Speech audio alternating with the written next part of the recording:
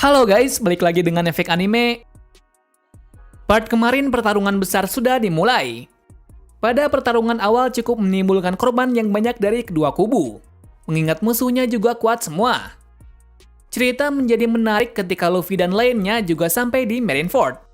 Nah, bagaimana kelanjutannya? Simak video kali ini. Tapi sebelum kita menuju topik utama, jangan lupa untuk klik tombol subscribe dan juga tombol loncengnya agar selalu mendapatkan update seputar alur cerita anime dari kami. Dan berikut alur cerita One Piece Arc Marineford Part 2 versi Efek Anime. Cerita berlanjut saat Luffy tiba di Marineford. Kedatangannya membuat semua terkejut. Apalagi Luffy membawa tahanan di Impel Down.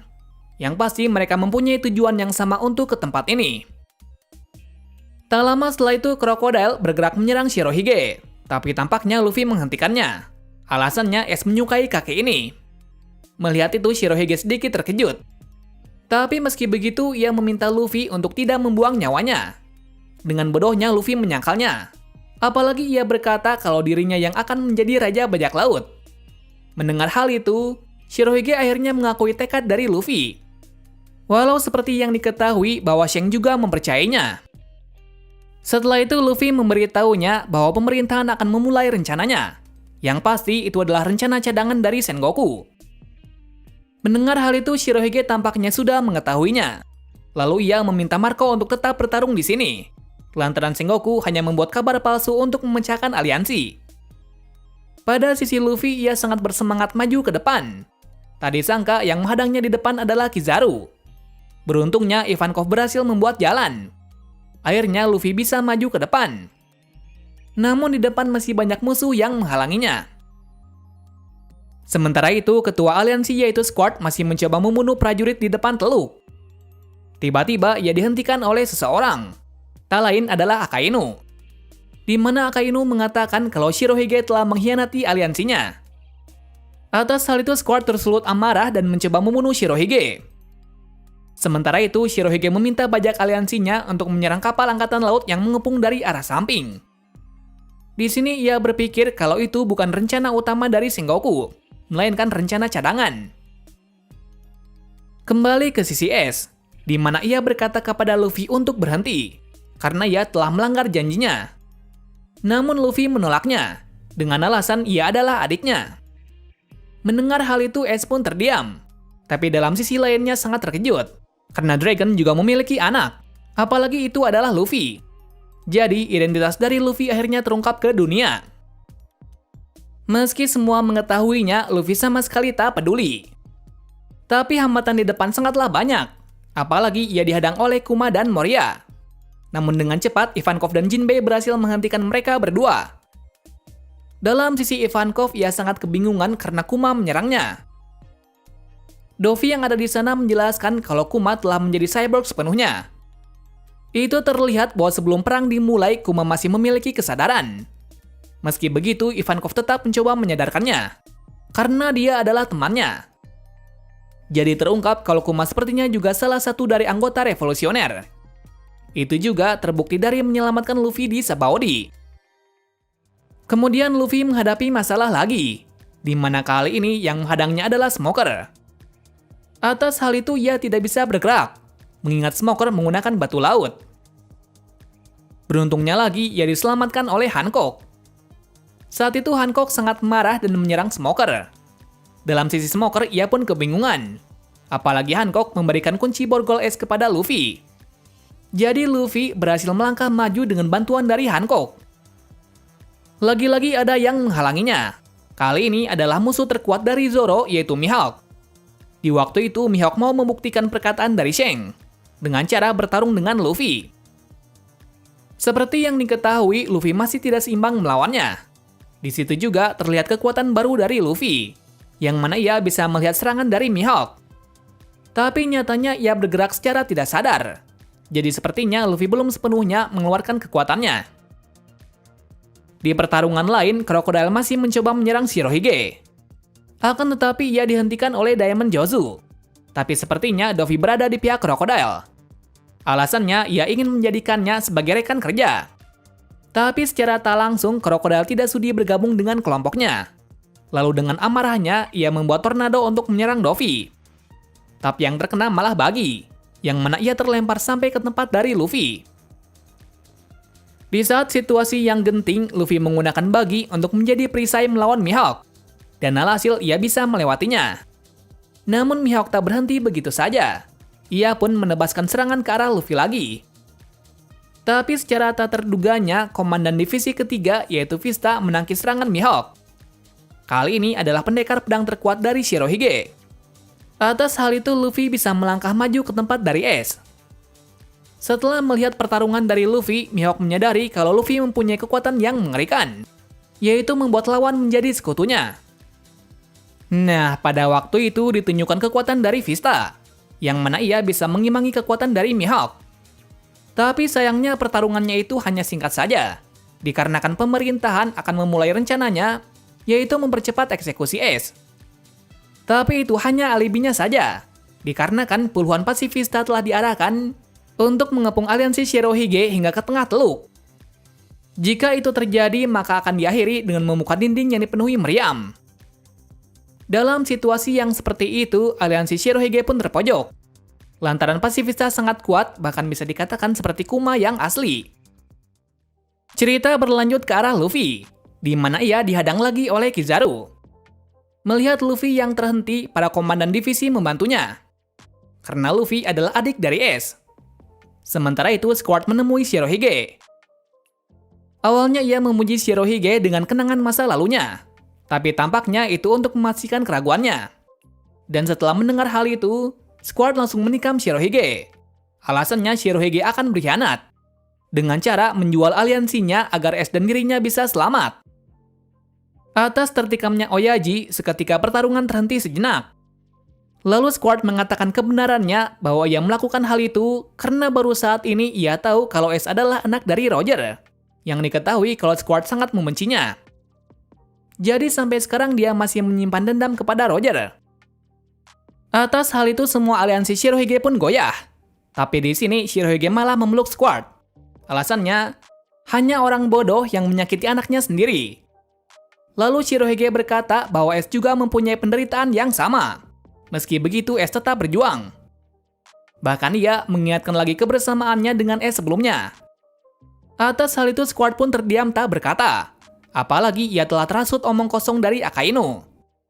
Jadi terlihat kalau Shirohige adalah orang yang sangat mencintai keluarganya dari apapun itu. Tak terkecuali jika ia dikhianati. Untuk tidak memperkeruh suasana, Shirohige mengatakan dengan lantang jika kalian bajak laut, putuskan sendiri siapa yang dipercaya. Melihat pernyataan itu, aliansi Shirohige semakin bersemangat bahwa Oyaji tidaklah seperti itu. Di sisi itu, Shirohige mengungkapkan kepada semuanya bahwa ia tidaklah manusia terkuat seterusnya. Bahkan ia rela mati jika ia bisa mempercayakan kepada anak muda untuk menciptakan generasi yang baru, mengingat lambat laun era akan berubah. Atas pernyataan Shirohige, aliansi pun mulai bersemangat kembali. Sementara itu, Squad masih menyalahkan dirinya sendiri. Selanjutnya, Shirohige akhirnya bergerak sendiri. Itu dibuktikan dengan gempa bumi yang dibuatnya. Karena gempa tersebut, gumpalan es yang mengganjal di dinding akhirnya hancur. Atas hal itu, akhirnya rencana dari Sengoku bisa berjalan, di mana ia akan mengepung semua bajak laut di tengah teluk. Tapi beruntungnya ada satu jalan yang terbuka, yaitu dinding yang ditimpa oleh Oars.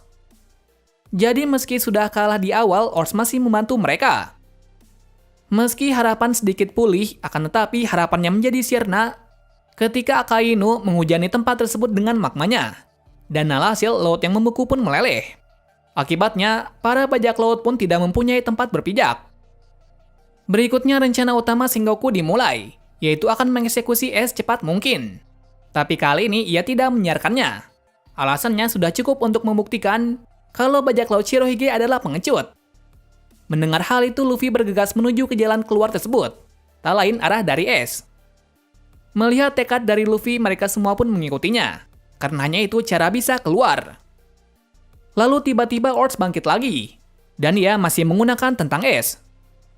Kizaru yang melihat itu mencoba untuk mengakhirinya. Tapi secara tak terduga, Luffy berhasil ke altar pengeksekusian berkat lemparan dari Jinbei. Atas hal itu, para Admiral tertuju kepada Luffy. Mereka mengatakan kalau dirinya masih belum cukup kuat untuk melawannya. Tapi ternyata Luffy tidak melawannya, melainkan mengecoh dengan bongkahan es yang dihancurkan. Tujuannya untuk menuju ke tempat dari es. Tapi lagi-lagi sayangnya ia tak berhasil. Tak lama setelah itu pengeksekusian dimulai. Luffy yang melihat itu tidak bisa apa-apa. Tapi secara tak terduganya, krokodil berhasil menghentikannya. Ia melakukan itu karena pemerintahan perang dengan cara seperti pengecut. Jadi di altar pengeksekusian ada 2 orang. Dengan adanya itu mereka berdua pun terpojok. Lagi-lagi Luffy terselamatkan. Kali ini yang berhasil sampai adalah Marco. Bukan mereka saja, ternyata ada 1 orang lagi. Tak lain adalah Mr. Tree. Nah, di sini Mr. Tree berencana menyamar sebagai sang eksekutor. Dengan alasan agar tidak diketahui oleh Angkatan Laut. Di lain sisi, aliansi Shirohige masih mencari tempat berpijak. Akan tetapi Shirohige meminta mereka untuk tetap maju. Ternyata pula ia sudah mempersiapkan kapal dari bawah untuk membawa mereka ke altar pengeksekusian. Dan akhirnya mereka bisa ke tempat itu dengan susah payah. Dengan sampainya mereka ke altar pengeksekusian, pertarungan menjadi sengit lagi. Dan seperti biasa, Shirohige mengawali pertarungan lagi. Namun secara tiba-tiba Luffy yang gagah bertarung akhirnya tumbang. Ternyata itu adalah efek samping dari kekuatan Ivankov. Dalam keadaan seperti itu, ia masih bertekad untuk menyelamatkan Ace. Melihat Luffy yang seperti itu, Shirohige memintanya untuk istirahat. Alasannya, ia sudah banyak membantu. Tapi tak disangkanya lagi, Luffy masih ingin bertarung. Karena jika tidak bertarung sekarang, maka Ace akan mati. Jika itu terjadi, ia tidak akan bisa hidup lagi. Jadi ia meminta Ivankov untuk memberikan suntikan hormon lagi. Awalnya Ivankov menolaknya. Karena kemungkinan setelah pertarungan nanti tubuhnya akan hancur. Tapi Luffy bersikeras. Mau tidak mau, ia menyembuhkan Luffy lagi. Jadi umur Luffy sudah berkurang cukup banyak. Di lain sisi, para komandan aliansi mulai berdatangan ke altar pengeksekusian. Dengan adanya itu bisa lebih menekan pihak Angkatan Laut. Akan tetapi itu tidak terjadi. Karena sang pahlawan dulu akhirnya bertindak. Jadi yang menunggu di atas adalah Garp dan Sengoku sendiri. Di samping itu, kita diperlihatkan pertarungan antara Akainu dan Shirohige. Tampaknya Akainu sedikit kewalahan, meski kondisi Shirohige telah terluka parah. Keadaan menjadi memburuk lagi ketika satu persatu Admiral berhasil membuat Marco, Diamond Jozu, dan lainnya terluka parah. Selain itu, Akainu menggunakan kesempatan itu untuk menyerang Shirohige. Dengan serangan tersebut menyebabkan luka yang besar. Seperti yang dikira, Shirohige masih bisa bertahan. Tak berhenti di situ saja, dirinya diserang habis-habisan oleh beberapa prajurit. Atas hal itu, ia terkena beberapa tusukan dan ledakan. Meski begitu, Shirohige masih berdiri tegak layaknya manusia terkuat. Kembali ke sisi Luffy yang saat itu akhirnya ia kembali lagi ke pertarungan. Namun yang menghadangnya kali ini adalah Koby. Melihatnya, Luffy meminta Koby untuk menghindar. Tapi apa daya, Koby selaku Angkatan Laut diharuskan untuk menghentikannya. Dan alhasil Luffy dengan satu serangannya pun bisa mengalahkannya. Jadi Koby masih tidak ada apa-apanya melawan Luffy. Lagi-lagi Sengoku akan memulai pengeksekusian lagi. Alasannya Shirohige sudah melemah. Tapi saat sebelum pedang eksekutor mengenai es, secara tak terduganya, Luffy mengeluarkan Hoshoku Hakinya. Atas kekuatan tersebut membuat setengah Angkatan Laut pingsan seketika. Seketika melihat itu, pihak Marine dan Shirohige terkejut. Setelah melihat sendiri kekuatan dari Luffy, ia meminta semuanya untuk melindungi Luffy. Alasannya, ia akan mempertaruhkan masa depan di tangannya. Karena ia melihat bahwa tekad Lee masih ada sampai sekarang. Jadi sekarang ia akan rela mati demi generasi baru itu. Mendengar perintah itu, Marco dan lainnya sedikit tertegun, mengingat luka Oyaji menjadi parah. Dengan perintah tersebut, para komandan aliansi mulai melindungi Luffy. Sampai akhirnya, Luffy beberapa langkah lagi menuju ke tempat dari es. Namun kali ini yang menghalanginya adalah kakeknya sendiri. Jadi pertarungan keluarga pun dimulai. Seperti yang terlihat, Luffy bisa menyatukan Garp. Mengingat saat itu Garp tidak sepenuhnya mengeluarkan kekuatannya. Alasannya ia masih menyayangi Luffy. Dengan kemenangannya itu, akhirnya ia sampai di depan es. Lalu dengan cepat, Luffy membuka borgol dari es. Tapi tak disangka kunci itu hancur. Nah, hal itu membuatnya panik. Secara tak sadar, eksekutor itu adalah Mr. Tree. Kemudian ia memintanya untuk membuka kunci es. Namun Sengoku yang mengetahuinya menghentikan mereka dengan kemampuan Budanya. Tak lain juga pengguna buah iblis. Dengan perubahan itu membuat altar pengeksekusian roboh. Sementara itu, akhirnya es terlepas dari kekangan borgol batu laut. Nah, karena es telah bebas, maka aliansi Shirohige pun senang karena tujuannya telah tercapai. Tapi itu belum berhenti ketika semua keluar dari tempat ini. Lalu Shirohige meminta mereka semua untuk melindungi es sembari keluar dari pulau ini. Berikutnya ditunjukkan kekuatan dari dua bersaudara itu, yang mana dengan kekuatan gabungan mereka bisa mengalahkan semua musuh yang ada di depannya. Seperti yang terlihat, es sangat bangga dengan Luffy, karena kali ini adiknya sendiri yang menyelamatkannya. Nah, mungkin sampai di sini dulu untuk part kali ini. Mengingat episodenya juga cukup panjang. Nah, apakah di part berikutnya Ace dan Luffy bisa kabur dari tempat ini? Tunggu kelanjutan di part berikutnya.